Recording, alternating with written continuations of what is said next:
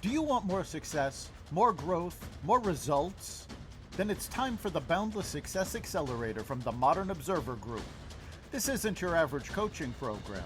It's where top performers come to dominate. Weekly group sessions, on-demand coaching, a community that's got your back, and a power-packed library of tools to supercharge your business and career. No more excuses, no more waiting. Get in, level up, and start building the life you've been dreaming about.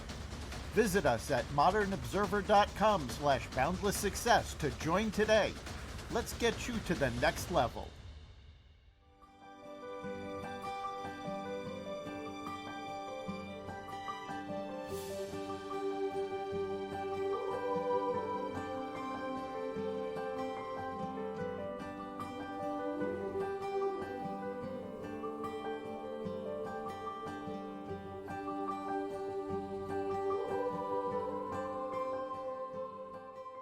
We are lighting the candle of a world that works. Hi, everybody. I'm Bill Correll, and I'm here with one of my besties, Jan Jeremias. We have a lot of things to talk about. This is our first conversation, really, since we spent an extraordinary Saturday together down in Harlem, of all places. How's it been going for you? Good, thanks, Bill. Was a busy weekend, us in the city and in Harlem on Saturday all day, and Yeah. doing a workshop yesterday for so working basically from 1 to 5:40 yesterday. So yeah, so it was a busy weekend. Yeah, I was kind of up to my eyeballs in football games yesterday. Um, Several of my favorite teams were playing, and some won and some didn't. It was, pretty much mixed reviews. But I have to say that I was thinking in my mind's eye before we went to New York that things would be different than they actually turned out to be. You know, it Hmm. was. I think, in my opinion, there may have been just a little bit more, you know, crash on the streets, if you will. But other than that, it looked like New York. It really didn't have any scars and closed buildings or any of the kinds of things that we hear about on TV in the areas that we drove through. Hmm. Yeah, I was just thinking about I was thinking about, the whole doing that kind of thing of a TV show and just as another way because I'm online a lot, but I'm on Zoom and I'm on, like things like this where we're doing podcast recordings and just as a different way of getting out a message Yeah, and everything. So that's what I was thinking about over the past few days. And then some of what obviously was discussed at on the TV on the show was really sitting with me and just, so that's what I spent a little time with the last few days. sure. Any insights or anything that you think's noteworthy and should be shared? I think the big one over the last few days and over the last, I guess few months with a number of things that I've listened to was, the gamut of emotions that we go through as human beings are part of normal existence. Yeah, Um, and just part of everyday life of being a human being. And a combination of the people that I've listened to, and as I sit with what they've said and kind of realizing that, because I think for a long time, as I get personal here for a few moments, I think I thought I wasn't supposed to have those emotions. Like there was somehow I was supposed to be, you know, resistant and this superhuman person who wasn't affected. And that's so not like that's not possible. yeah, It's just not possible. And I think it just makes me feel a little bit more hopeful about about the emotions I have yes, and just and I think the more we talk about things like that because I think we live in this world of like thinking, I was listening to something this morning and the woman said it's almost like the state of the, she's like the states has this feeling of like you're supposed to pull up your bootstraps and sort of suck it up and go on and, and everything. And it was so nice when she said it. It was kind of like that is the mentality.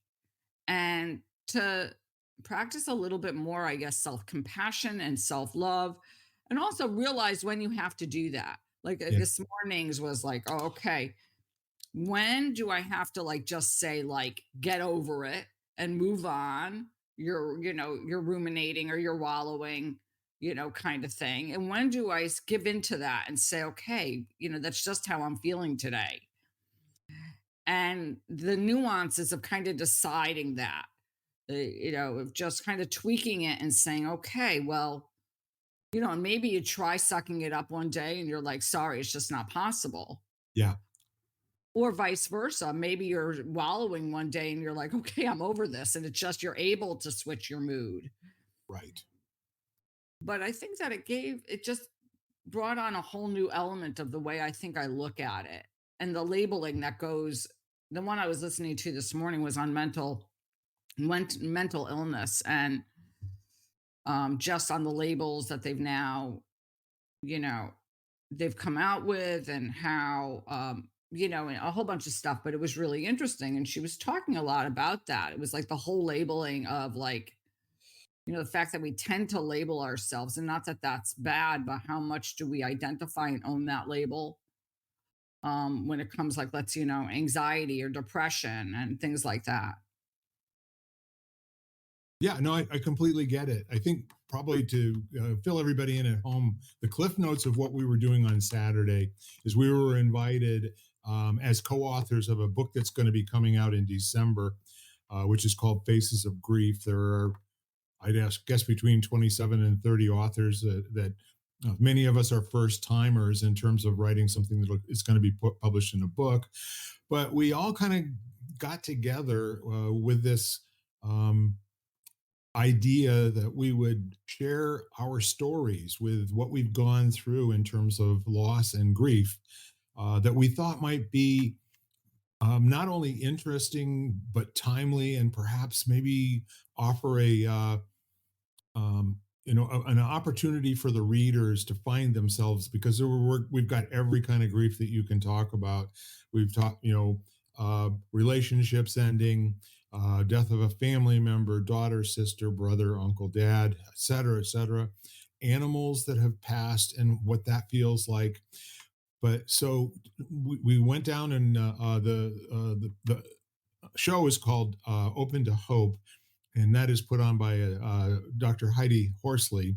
Hope into Hope is actually also a foundation, and they've done lots of work. And we had several people that were on from who have also started foundations of their own right, because of their loss. So what was kind of nice for me, I'm a lay person when it comes to this conversation. I'm not a doctor or a lawyer. I have had a lifetime of experiencing loss and grief of others, secondhand, third hand, firsthand, all of that sort of thing, including employees, family members, best friends, and all that. But the neat part of what we were doing on Saturday was to just kind of like have a very simple conversation where we start to address, and I walked away thinking, emotions and feelings are not language. They show up as a sensation in the body, and then it's up to you and me to try to identify if it's a familiar one or not.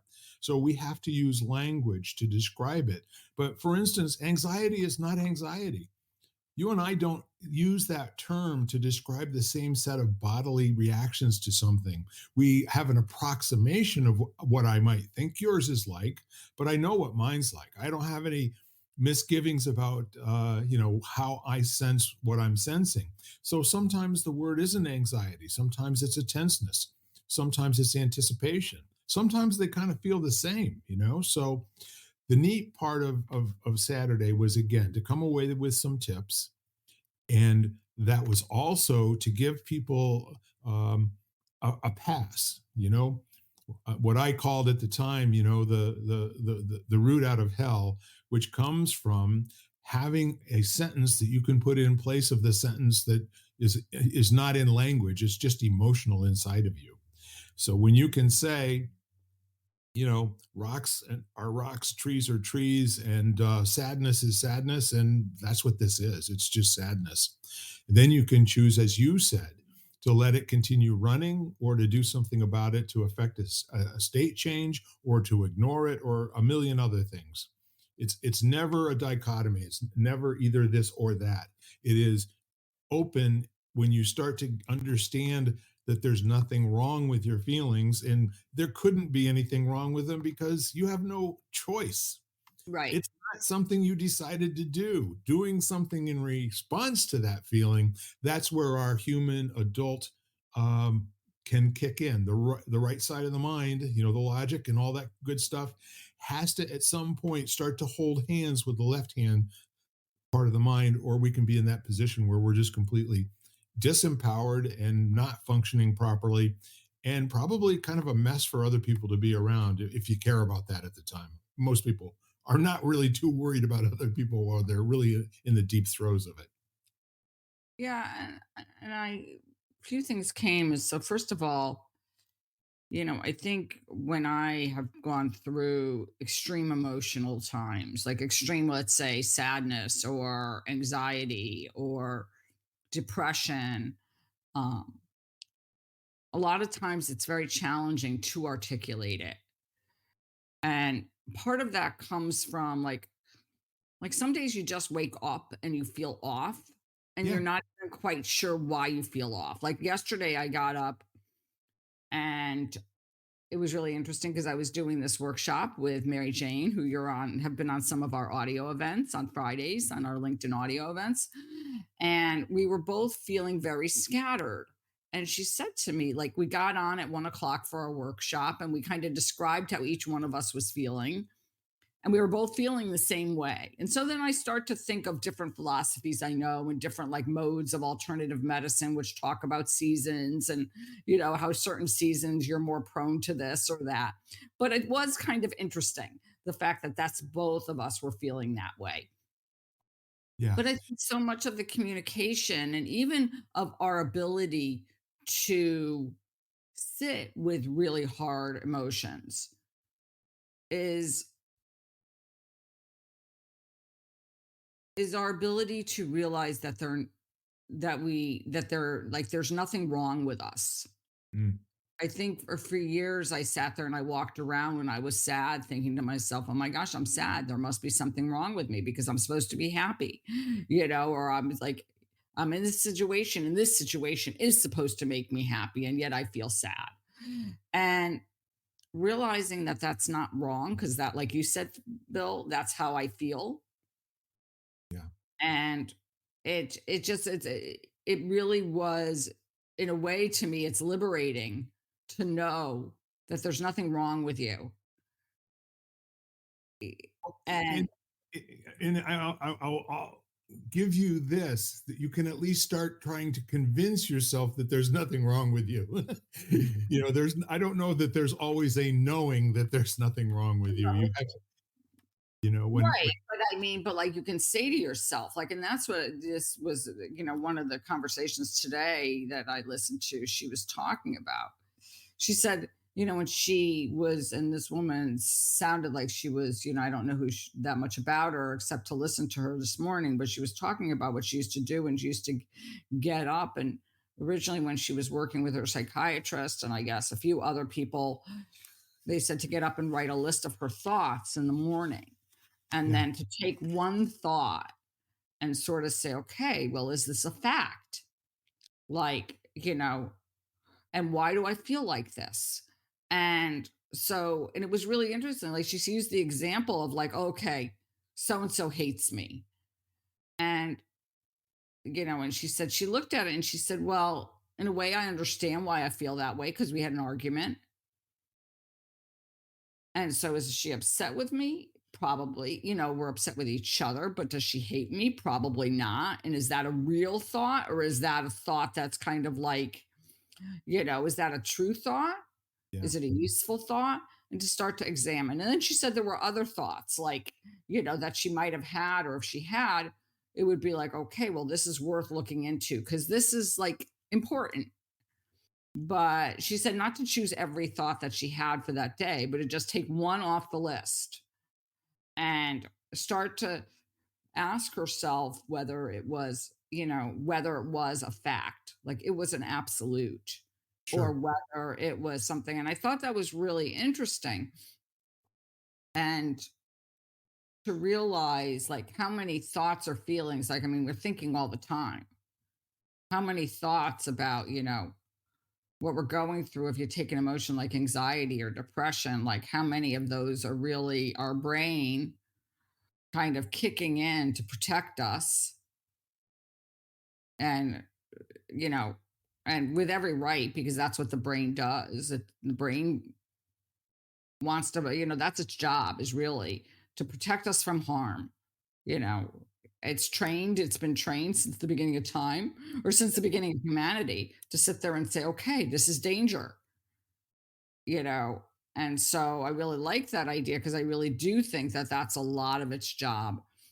And as far as the brain is concerned, as far as your reaction in your body, there's no difference between being in an altercation with someone or getting a nasty email and your breath catches and you kind of go into depending on your disposition, but there could be no difference in your body as far as bodily reactions to those two very vast and very different situations. Yeah. Yeah. We had a gentleman with a white beard over 100 years ago who was able to distill everything down to two words: fight or flight. Right, exactly. And sadly, that took the conversation to a particular level. But what I'm left with is amusing that maybe if you're examining a thought sentence that goes through your mind, the thought sentence evokes an emotion in response to that thought sentence. Hmm.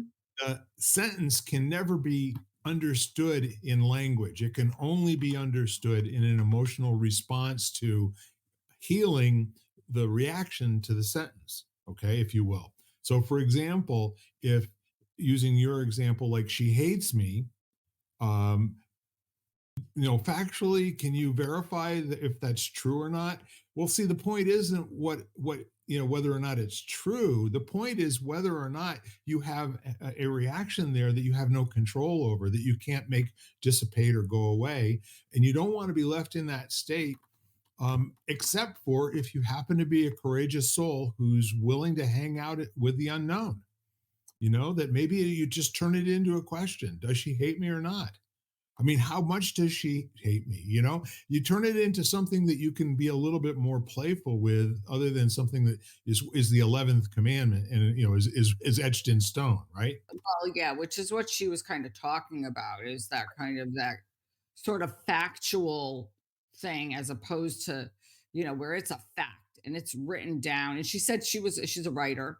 So she Yeah, said she used to think that if she wrote it down, it was kind of affirming that. Because when you write down something, it's like you bring it in, like there's an element of bringing it into existence in a different way. Like it's on paper, especially if you're a journalist or a writer and you write books. Like what you put down goes out in the world. So it becomes almost like um, a truth. And so she said originally she hesitated doing that right, because of, and then she realized that just by her placing it on the paper didn't make it a truth. And it just gave her a list of things that were in her head at any given moment, which amongst the, whatever the thoughts she was having, amongst the myriad of thoughts. And she would, like I said, choose one right, and say, okay, well, you know, my followers are down on whatever. And now if she's in this mode where that's really important for her business, then she said, okay, well, that's a fact. And I need to examine that fact because it's gonna, it could have repercussions, kind of thing. And so I need to look at that a little deeper and see, why that might be. And, you know, do I have to redesign? So it was just kind of an interesting, and I'm just using those two examples, and they're not actually accurate per se of what she said, but I think it is really interesting to start looking at those things. And also, like I said, to realize the emotions that we have within us are kind of like the normal, stuff, and everybody has them, which to me, I think was this aha moment for me of like, oh my gosh, like everybody feels sad at a point. And the fact that I don't need to, like I said, pull up my bootstraps every single day and pretend basically I'm fine. And that it's okay for me to be sad one day. And, and the nuancing of kind of like, okay, I've been sitting with this, I've been down or depressed for too long. And I either have to figure out really what's happening, or I have to talk to somebody, or I have to, just say, like, not suck it up in a bad way, but you've been dwelling on this for far too long, and see if I can shift myself in some way out of it. Not in denial, but just of like, and then how much it's affecting your never everyday life. Like, is it affecting your ability to do things? Yeah, well, I really love what you're saying because you are one of the most trained and articulate human beings that I know. And you also are very nuanced in terms of what other people have said that seem to make sense to you that you can now kind of recreate for us. I'm interested in where we are in human evolution, the notion of how things get brought to life, the writing of something down. It does a couple of different things for you. Number one, it allows you to attach the thought to something, a permanent object that exists through time. Because you and I both have these really brilliant thoughts that, golly, what was I thinking 5 minutes ago? I can't remember. God, that sounded so smart to me, and I can't wait to say it out loud in front of other people. So the point is that, sentences are just sentences. And what the really beneficial part of writing something down is that you can let a few minutes go by and kind of go back and relate the sense of the feeling, not the language that you called it in that sentence, but you look at the sentence 99 times out of 100. You look at that sentence again, you're going to say, nope, that sentence has no power of me. It's not that. Okay. Which gives you an opportunity to then say, well, again, now what might it be? And upgrade the sentence, upgrade, the language to something that's less young, because most of our fears and the negative things that we actually, probably most of our emotions are the same ones that we had when we were 12. The language that we have now, and in many cases, when I listen to people discuss things in a rhetorical form, and not reporting factually, data wise, exactly what's occurring. Like, if we were to sit down and say that physically we're having a digestion issue, and it's giving us this feeling and tingling in our fingers and a slight headache from being, whatever, we don't discuss it that way. We call it a train wreck, or we call it, they killed me, or, so those are not sentences that will allow you to easily distance yourself from the poor language that you used that was of a certain age, to a newer language where you could basically say now. And that's one of the reasons that I say, Jan, that so many people get relief from their own mind being in conversation with other people. And some people will pay 300-400 bucks an hour to be in, analysis for most of their life. I have some friends that are my age, and they've been in analysis since they were 35 years old. And they joke, I could have probably bought a house, with what I've paid my my psychoanalyst. But the point is, I feel better when I'm talking to them. And so I'm drawing a little bit on that, but I'm also drawing on, if you feel like the only way that you can get this stuff eliminated. I call this an elimination process, similar to respiration is exhaling CO2, right? Um, and digestion, we have to eliminate that. Sweat is an elimination of something, and used to also kind of control the temperature of our body. I think converting language into communication and into speech, speaking things into existence, because they don't exist before you and I say words. The words come out, And now all of a sudden, like what I just said in the last 15 seconds, starts to mean a little something that either A, you can see it, B, you can't. Maybe you agree with it. Maybe it's giving you an emotional response. But all of that has to be out here. It can't be inside here. So many people are not successful with journaling as a way of elimination. And that's why they will get into a cycle of just talking to people for the rest of their lives. One of the main reasons, and I had a guy who explained to me when I was in my 30s, mostly how people get their best friends is you all are complaining about the same things. You know, you have uh, common complaints, and it's the only place where you can actually express it out loud, where somebody doesn't say, "Will you please shut up?" you know, that you're talking about that really doesn't sound like it's something that a 35-year-old should be saying.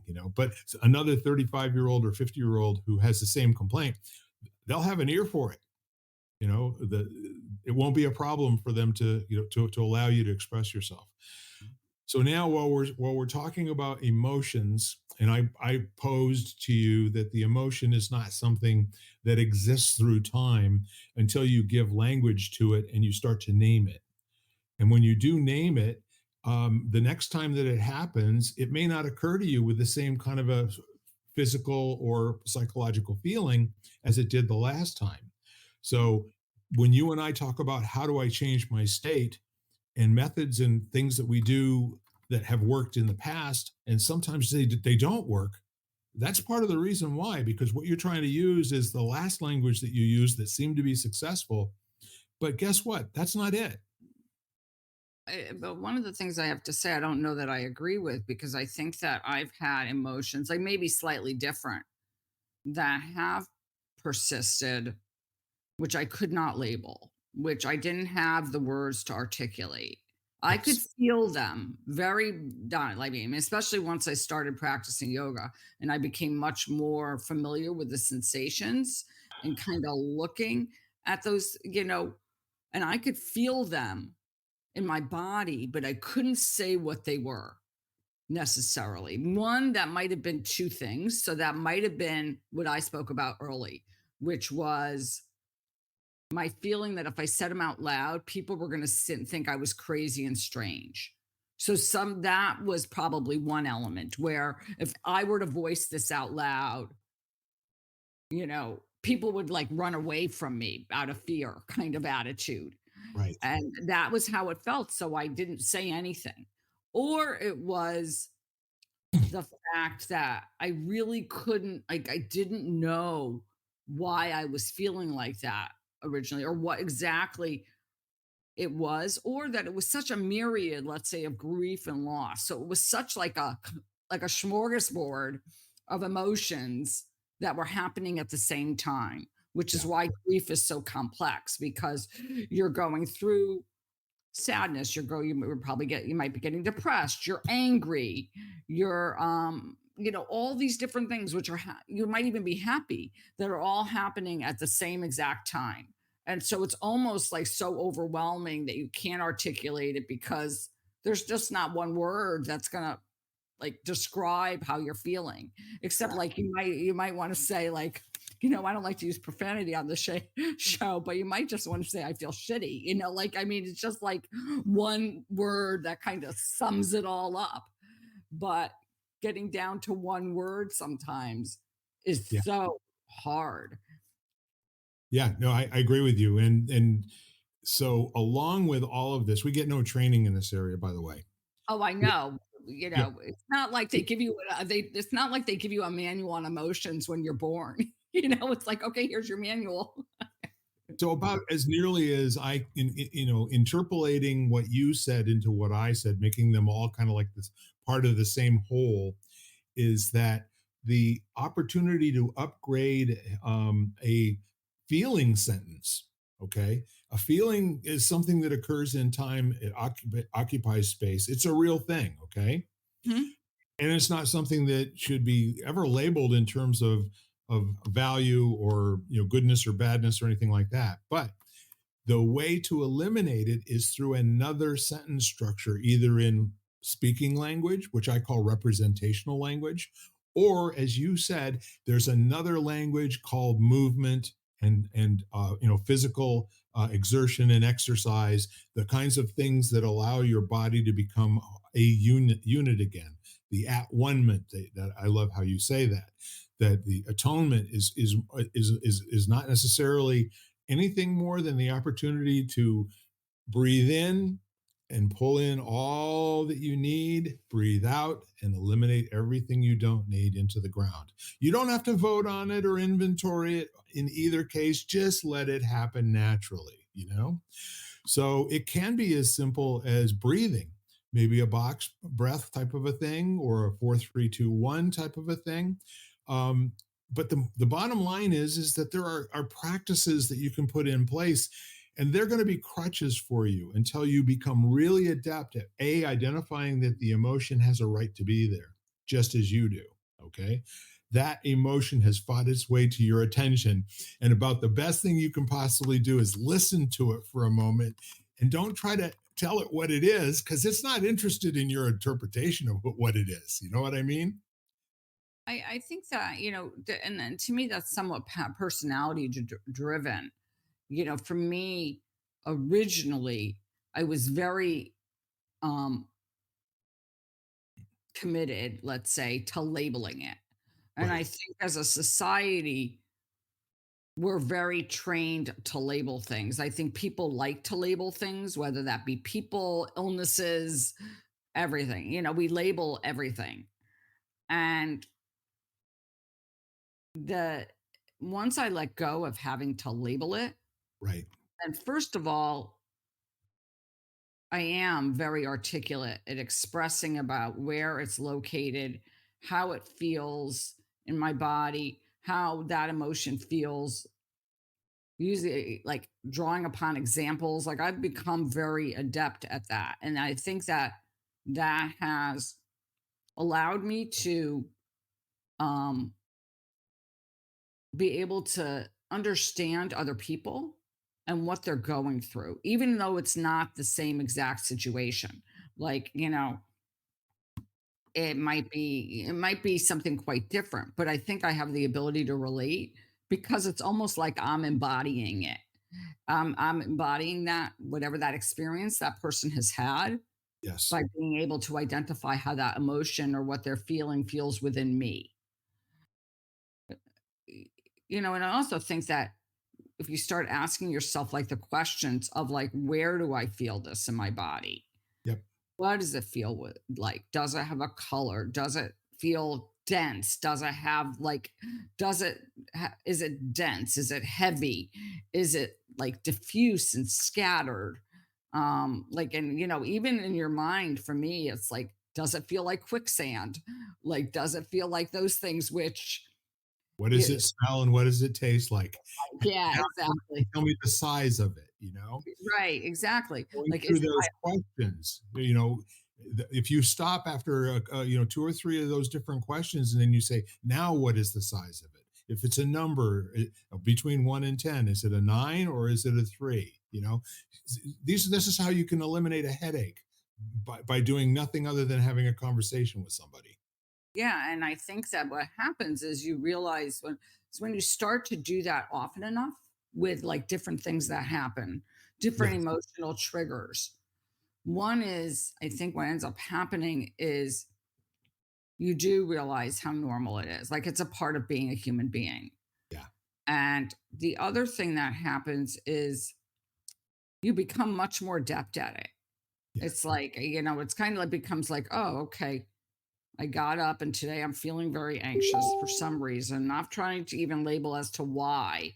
Like, I mean, you can ask yourself that question. The first thing I go to is like, okay, I'm anxious. Where do I feel it? Breathe is always in there. Like, just take a few deep breaths and see if it diffuses or it becomes a little less. Okay, it didn't. It did. Okay, it didn't. You know, take a moment, breathe a little more. Take a moment, figure out something you're grateful for. Take a moment, look out at the day, um, and just trying to get a little bit more space around it Yeah. than just being so, I want to say, and I'm using the word invested, because I think we become very invested in it. It's like that whole label thing, you know, and it was really interesting when this woman was talking today, is she was talking about, mental illness, and she said people get very invested in that diagnosis. Yep. Is that they have that, they are that. People become, it becomes very much a part of their identity, kind of thing. And she said, and it gets very confusing because she said that, on one hand, she feels like she is in recovery from mental illness. Yeah. And she said she feels like she's in recovery, but the medical field still labels her as having those specific diagnoses because she is on medication. So she said, I feel like I'm in recovery because that's not the only thing I do. And she gave a list of of all the different things she does. So she said, I'm high functioning now. I lead a great life. For her, she said, I'm not suicidal, kind of thing. But she's like, but the medical world, if you were to look at my chart, she said, or my file, it says they've diagnosed me as being, this label, because otherwise I can't get medication because they won't give it, so it's very interesting. And I thought it was such an interesting nuance, like just way to look at it. Is like, she's like, as far as I'm concerned, so she's now coming out, she's now created something like on Substack, called Cured is her thing.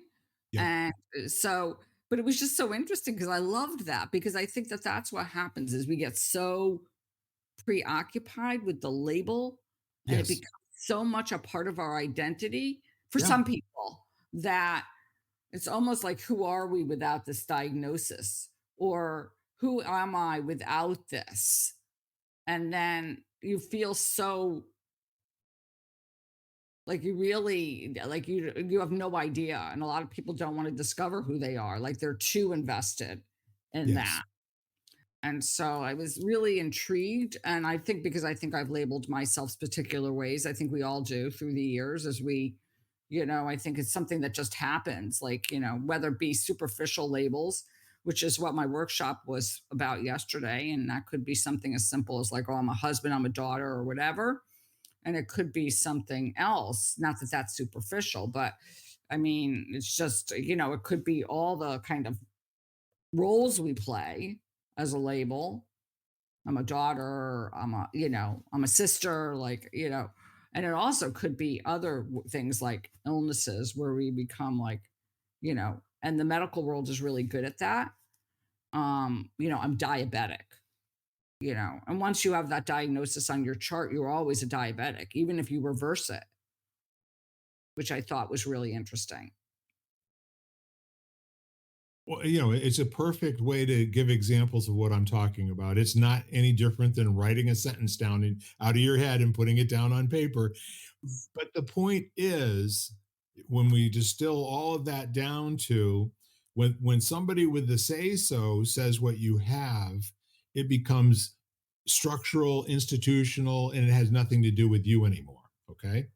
They are not interested in seeing you change from this way to this way. They're only interested in having some therapeutic way of dealing with whatever it was that they said you had 15 years ago. So it's up to you. And quite frankly, the only person in this equation that really matters a whit is, how's your life going? I mean, you ask somebody for their opinion, and their opinion is no longer good for you. Okay. So all those sentences that are going on in your head, those can be upgraded as well. Someone gave you that prescription about yourself a long time ago, and you've forgotten who it was, but it just keeps popping up in a bunch of those 80,000 thoughts you have every single day. And I think this is where the magic occurs. If you can presence something, like if you can presence a feeling, and this is what focusing is all about. We've talked about this in the past, Jan. There's an institute that where you do something like meditation, and then you ask your body what the main thing is. You don't ask your mind, you ask your body. And and as you start to give answers to what the main thing is, the language that you use in your thought process while you're focusing um, is going to get an opportunity to go, no, that's not it. And then you just keep going. And when how you know that you've reached what it really is as far as your body and subconscious and all the rest of that sort of stuff is concerned, what that's generating the emotional feeling or response, you get what's called a shift that is called a felt sense. Okay. And that means somewhere in your body, something moves. Typically, it's going to be in your gut. There'll be something that you can actually say, aha. There's no language for that except for the thought you were having and the upset that you're feeling in your body is no longer there. You presenced it, you allowed it to be present and exist on its own without having a name.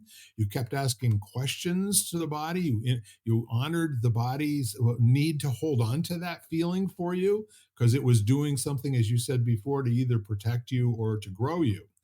Um, and then when it's gone, you feel a lightness. You feel the shift of it in your body. It's almost like you're overcome with a wave of happiness or a wave of some relief. It's been eliminated. It will not be back. Something else will take its place, but that one will not be back. Well, it's interesting as you say that because I think a few things that had to happen for me um, is like I said, I had to let go of having to label it and name it. I Yeah. had to, I had to be able to um, be almost, I want to say exploratory, investigatory about it. Like, where I'm just like looking at something new to a great extent. And so, in some ways, and at the same time, knowing that it was something that I'd gone through before, but I had to be able to do that. And I do agree with you in that there is, to me, I always feel like the word that I always use to describe it is there's a sense of peace. Yep. Like it just feels peaceful. It doesn't necessarily feel joyful. It feels easeful. It feels peaceful. Spacious is a word I use because usually when you have that kind of dense emotion, it feels like constricted and tight. So spacious. So I use that word a lot because I think that at least for me, that greatly describes that feeling to me. Um, and that has been really helpful. And I think what's interesting to me is my tendency, even with knowing what to do, Yeah. my tendency to ignore it.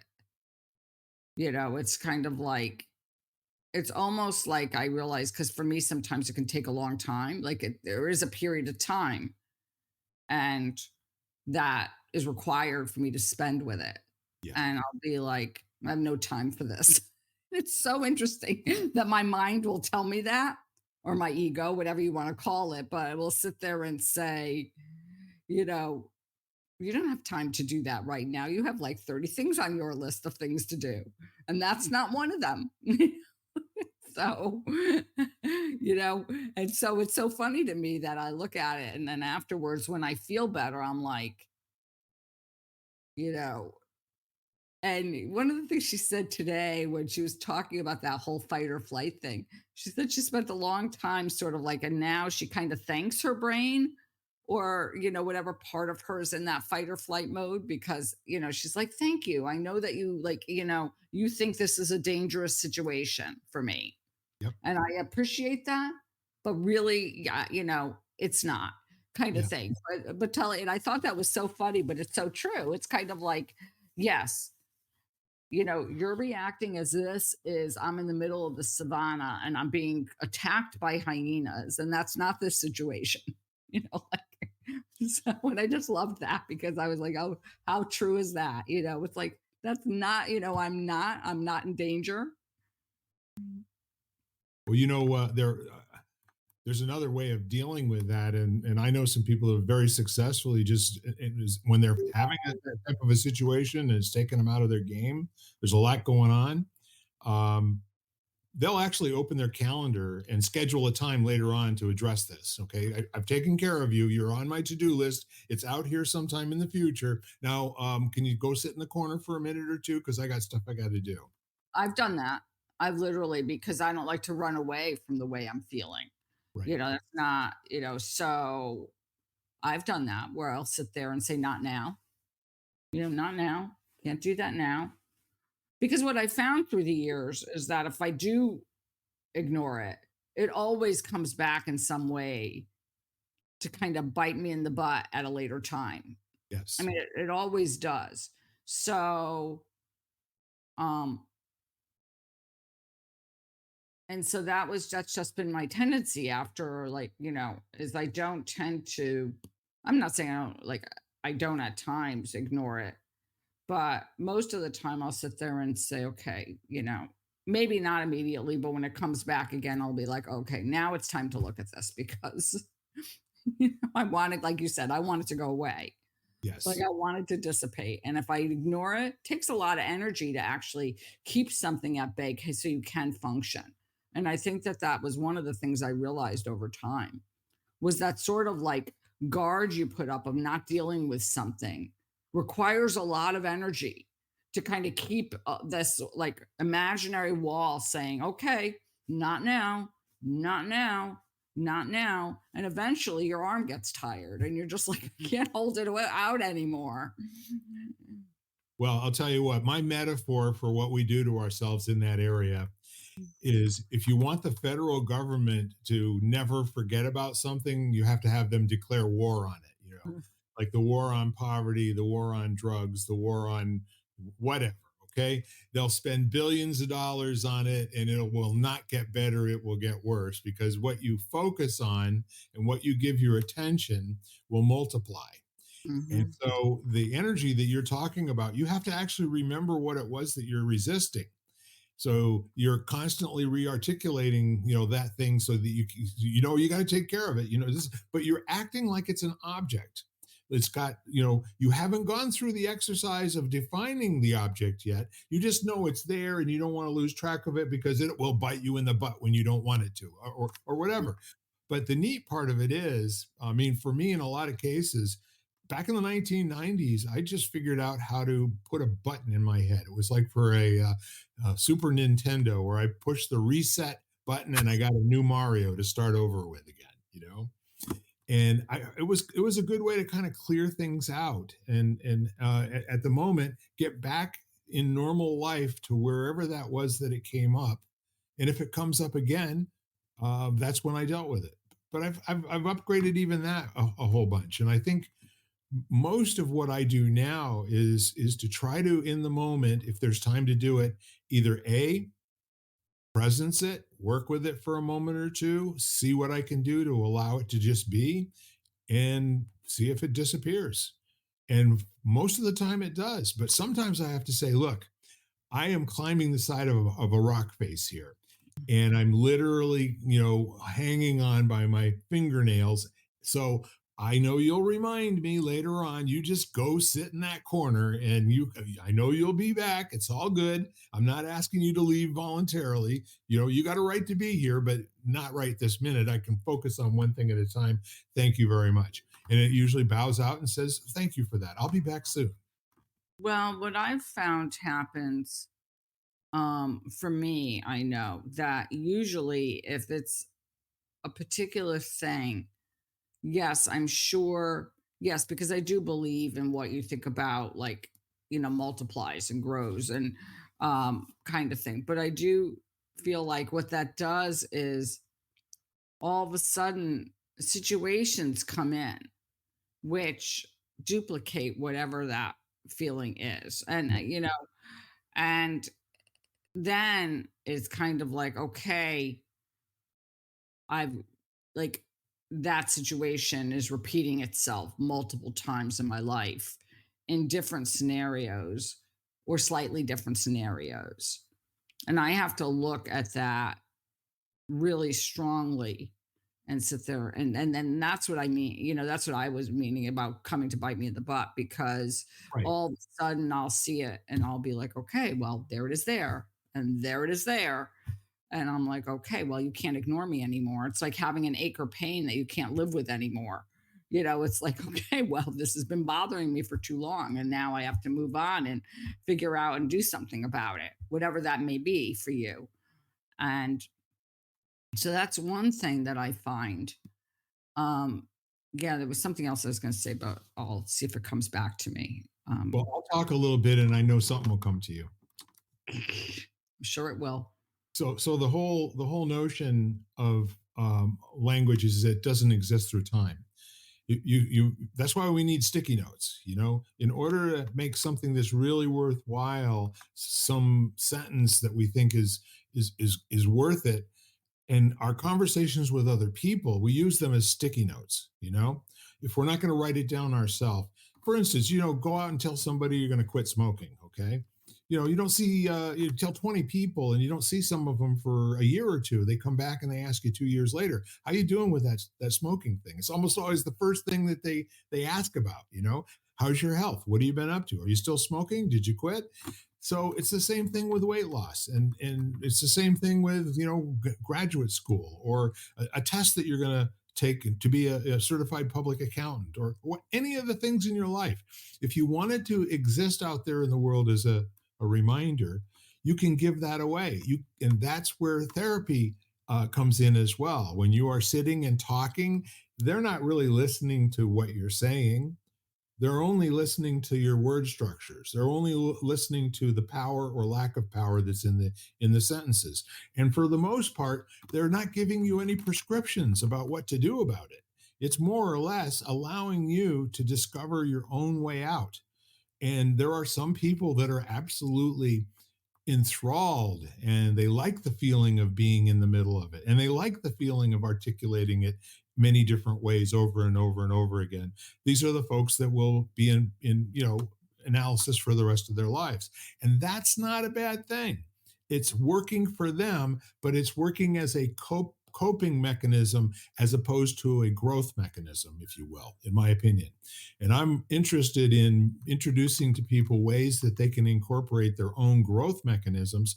And you have to do that in a community. When the community expects you to grow, you will grow. Otherwise, it won't be the first thing on your mind. You'll be pretty satisfied with where you are as long as you're not in some kind of agony or pain. Um, so back to what I heard you say was those things that were really hard for you and that kept coming up over and over. A lot of that has to do with the triggering mechanism for survival that our body has, along with the subconscious. That earlier similar events, although we don't know what they are, and this is why there's a part of therapy that's called regression therapy, and that's to go back and try to find out what the root experience was that may have set this repetitive feeling in your body. And there are some people who have had really good results with that, and there are other people who have had good results with not having to get a why for it, but to really work on the what. That when the what occurs, the response to the what is far more important than knowing why it occurred. However, some people have to know the why before they can really address the what. And it's valid however you do it, but you don't want it to take years. You want it to take moments. See what I'm saying? We Yeah, prefer. but I do think, yes, I would love to say that's true, for everyone, but I think there are specific traumatic events which sometimes happen to us, which Yeah, can take years. They were so horrible for you and threatened you, and that's how it felt, threatened you to such a deep level that, and I'm not saying you're in a corner curled up, where you're pretty high functioning or very high functioning, and those things are there. And and I often wonder whether they ever go away, um for in certain circumstances, especially because you talk about that physical sensation. Because I have one of those things, and I sit there and say to myself, like, I could talk about it now, and I would probably feel like I was going to have that same physical sensation. Like I Yeah. wanted to leave the room and, be physically ill. So so that's always, to me, and I don't have another example, but it could be very minor. And yes, maybe it's very easy to either not label it or um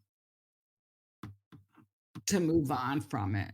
But then I have a really close friend who's an ex-vet who, and I think of those events like I'm describing as being something like a post-traumatic stress disorder event, where it's so traumatic that it's very, I think, I don't know, I think you keep it, but I've often wondered that. And I've spoken to a number of people like that Yeah. about that.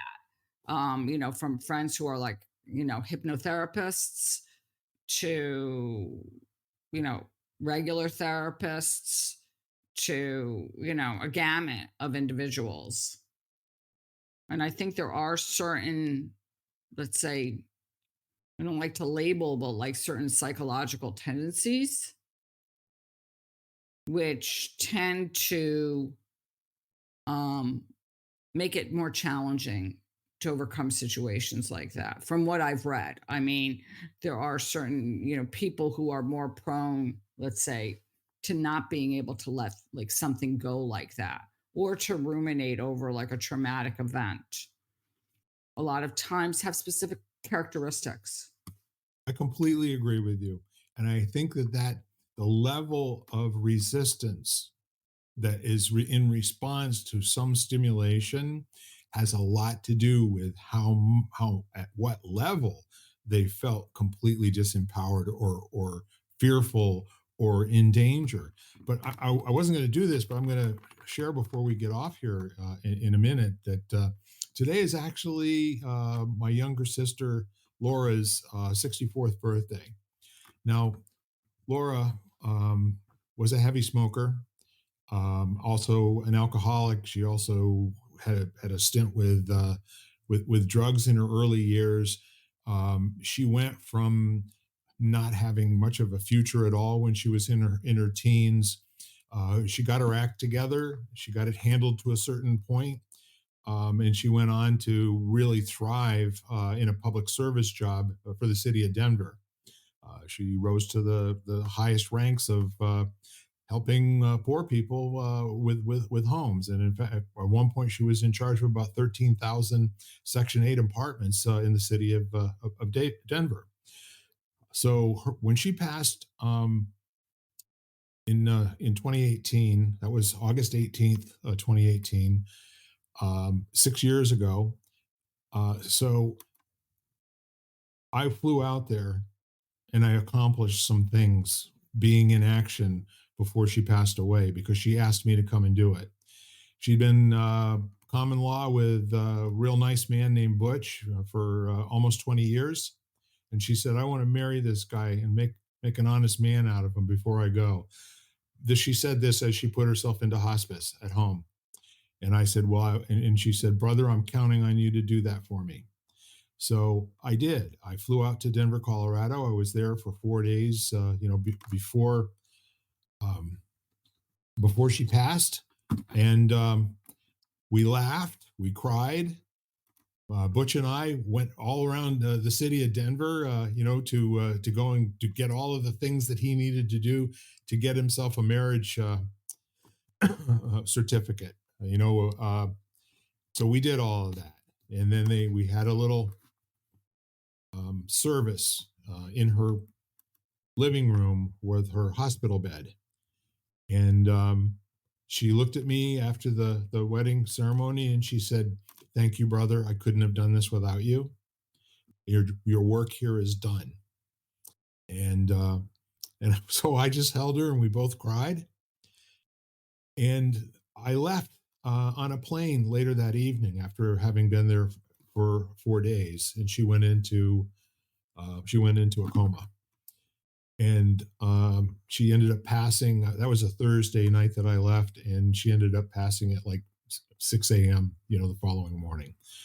Now a lot of other people were there, but my point is that I was in action the whole time that the thing was going on. I was helping and assisting to accomplish something that was her goal, which could have left me with a whole lot of sentences in my head that were incomplete. But when she was gone, I was left with a sense of this is one of the most loving, kind human beings I've ever known in my life. There was nobody that had a bad word to say about her, even when she was using. So she managed to get her life going. She'd done too much damage to her body. And now today is her birthday. She would have been 64, as I said before. And although I do have sadness around it, it's not an incomplete sadness. You know, I do miss her. I hear her voice and her laugh. She had a very distinctive laugh. All my sisters and aunts and uncles all share that. All the ones that are blood. I'm sure I laugh exactly the same way. But what I'm trying to say to you is that there were other people that I wasn't there for. Oddly enough, those are the ones that I still have the questions about. And Hmm. my relationship with her was such that she was able to engage me knowing that it really mattered to me. You know, once she'd made her mind up and she said, "It's my party. I can cry if I want to." And that was the Sunday before she passed when she decided to go home and go into hospice.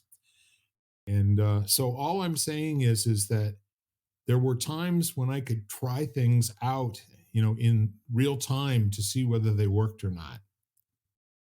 And that was one of those times that I say I lean on for strength when I'm not sure what to do next and I feel very small and I feel threatened because I sure as hell did that week. I'm going to tell you.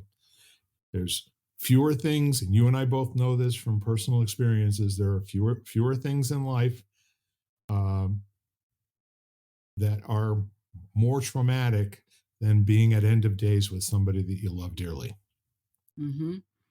Yeah, I so interesting because as you were describing, I mean, I was thinking of my dad, and I was thinking of just the whole process after he passed, of not feeling like I had left anything unsaid. Yeah. Yes, could I would I have loved to have seen him again and told him that I loved him again? But he knew that, and I had said goodbye. I just part of me was like, I wish that I don't know. It's almost like I wish that I had said it better or like something, you know what I mean? But it wasn't like, I mean, and so it wasn't like I felt like incomplete in any way. Yeah. And I think when you describe not being there for people, I think that's what happens. That's why we have the questions, or that's why, because there was something that was left unsaid. Yes. And, and I'm not saying you can't say that afterwards, like you can. I mean, I talk to my dad every day, but, you know, but there is this feeling of like, of regret. And I think that's where it gets to regret, maybe guilt, where that gets to be really can be a strong driving force, I think, and not allowing yourself to move on in a good way afterwards. Like, and I've been friendly and known people who have, and I'm not saying they don't have the right to feel regret. I'm just saying that um, I've watched them suffer in a way, because they had that, and they live in their head with the like, and I did that with my divorce. I did that. I ruminated in my head for a long time, like, what if I had said this, and what if I had done that, and what if I had done that, and we go into that whole what if cycle, and that keeps the whole thing going, and then we become attached to that what if cycle. I've met people like that because we don't want it to go, because once it goes, we feel like we lose that person to some extent. So then all of a sudden you're like, you live in that what if stage for years. I know people who have, and I did, I think probably for years, around my divorce. But then I was like, and then I let it go for whatever reason after years of like probably therapy. and a combination of a lot of different things. And I think that's also one thing I just wanted to bring up when you talk about therapy and whether, and I do think there are people, but I think that you still need those other tools that you have. So it's great to talk to somebody. And I've done that at points in my life Yep. and paid somebody to, to go in and talk to them for an hour or twice a week or an hour once a week or whatever it is. But you do need other tools that empower you along the way, whatever that might be. For a lot of people, it's exercise. For a lot of people, they change their diet. For some people, they journal every day or they do that brain dump or that thought dump. But I think you do need a series of tools in your toolbox that you can use that are going to help you in whatever form. No argument there at all. The question is which tools and when, because some things are not accessible. Some tools are not like there are a lot of people that can't afford therapy. And Mhm. if they believe that's the only answer that there is for them, they're just not going to get out of, they're not going to get out of that to a safe place anytime soon. So, and I appreciate that, your experience with it. And I concur that however and whatever you need to do to get yourself some peace, you should do it, you know? And you should also be inquiring what else is out there? What else can I be doing? Where else can I kind of get more muscle in this area, so I'm less susceptible to the hurt. I don't seem to have a choice when it starts, and maybe I'll never have a choice as to when it starts. But what do people actually get to a place where they are there, but they're not there for as long any longer? And that was kind of my point when bringing Laura up. It was a very difficult year after she was gone. It was a difficult 3 years. It was a difficult 5 years. It's been a difficult 6 years because if you lose a family member, a sibling, or a beloved pet that's been with you for 15, 18, 20 years, it's all the same. They're with you every single day in your thoughts. So it's really useful somehow, some way to get beyond coping, I say. And I'm not the example I'm going to use for how to do it or why, but for you, it's so cool to every once in a while to just have the opportunity to have no thoughts in your head whatsoever for a few minutes, just to see what that feels like. Absolutely. After meditating or getting, however you want to call it, quiet, silent for so many years now, where I can drop in and literally have no thoughts for a few moments in seconds, like sit there and I could close my eyes, start to breathe, and there'd be like no thought. And I'd be like, "Oh, this is so nice." And I was listening to somebody recently who said that she always tells her kids, "You spend a lot of time in your head, decorate it beautifully." Yeah. So I just love that image of like, how are you going to decorate it? And so I think of that like when I can drop in and I can, like, I don't have thought. And I'm Right. just like, because it's not like I spend my whole day there. Like, I'm like talking about minutes or seconds where I just feel like it's like when it's like because your thoughts are kind of like that background noise that's always there. It's like, and all of a sudden when you're in that, it's like, I'll compare it to like when I was with my brother last week and his five grandchildren, five boys. And it's like equivalent, like when you have five boys less than the age of 12. I mean, it's loud. And then all of a sudden they all go to sleep and you're like, oh Ah, wow, this is what it's like to have peace and quiet.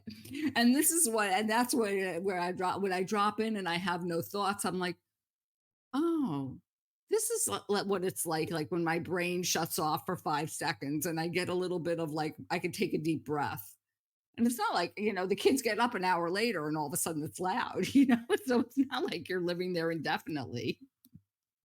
well, if you're like me, and you may not be, but if you're like me, when you're back away from them again, I don't know. I miss my two can be so rambunctious, and as they get older, it's different, but it's still there.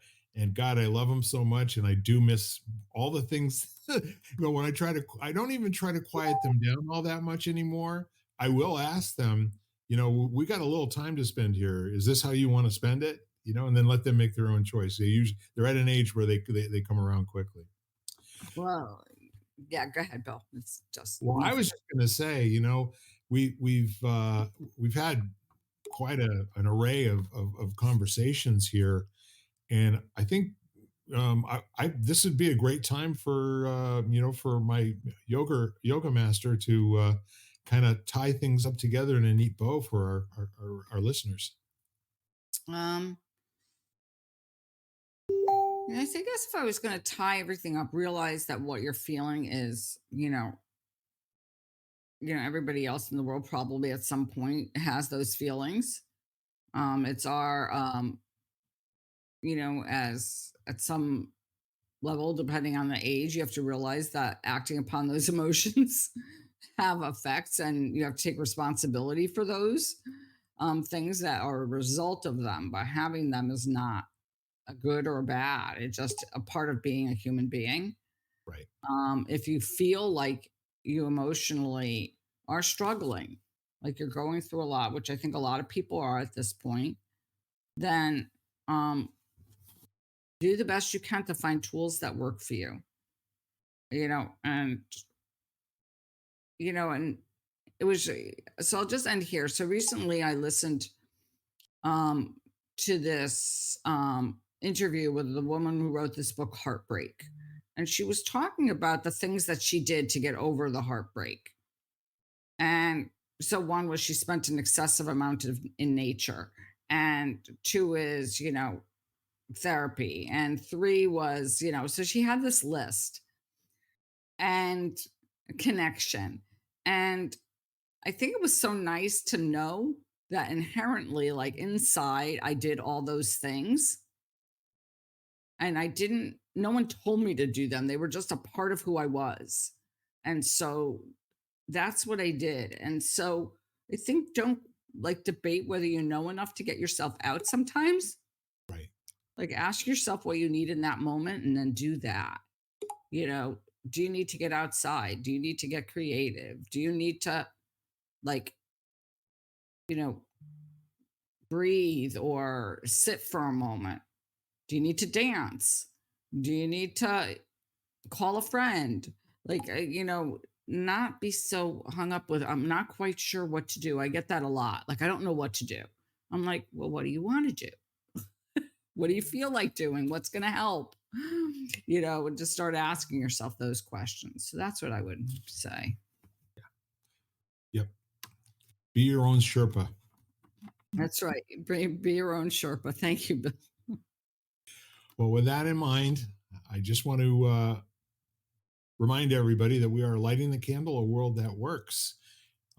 Because you are out there, we are here. And our goal every week is to give you something that you take away, not even intending to give you anything in particular, but hopefully with our conversations allow you to pull something out and walk away with another tool in your toolkit.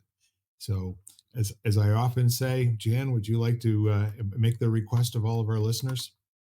Yeah. And just listen, share this with anybody who you think this might help, this conversation might help. And reach out to us even if you need help. We would be glad to have a conversation. And make sure you call someone and tell them that you love them and you appreciate them. Well said. So with that in mind, we love you very much, all of you, and I love you, my dear friend Jan Jeremias. Thanks again. Bye for now. Bye-bye, everybody. You've been listening to Lighting the Candle, a World That Works, part of the Xvadio podcast network. You can catch every episode of Lighting the Candle, as well as the rest of the network, at xvadio.com, the Apple Podcasts app, YouTube, Spotify, iHeartRadio, Audible, Amazon Music, and wherever you find podcasts.